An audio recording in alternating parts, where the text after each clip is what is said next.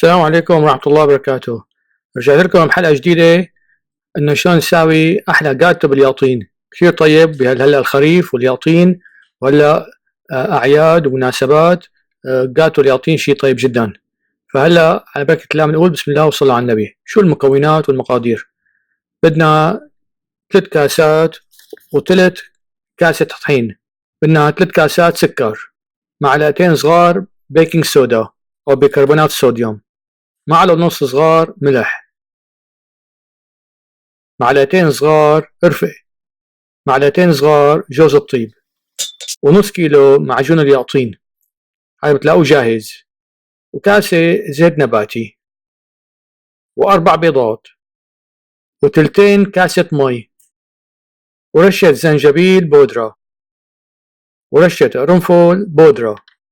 هلا شو بنساوي؟ بنخلطهم كلهم مع بعض بالخلاط، شايفين شلون؟ وبعدين بنحطهم بقوالب مدهونة بشوية زيت مشان ما يلزق،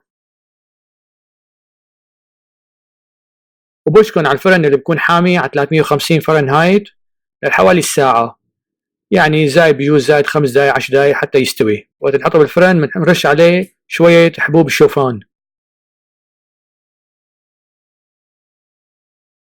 وتطالعوه خلوه يبرد شوية، وإن شاء الله تجربوه ببيتكم يعجبكم وتحبوه وتدعونا، ولا تنسونا من الشير واللايك والسبسكرايب والدعاء، واللي عنده سؤال يبعث لي على اليوتيوب. والسلام عليكم ورحمة الله وبركاته.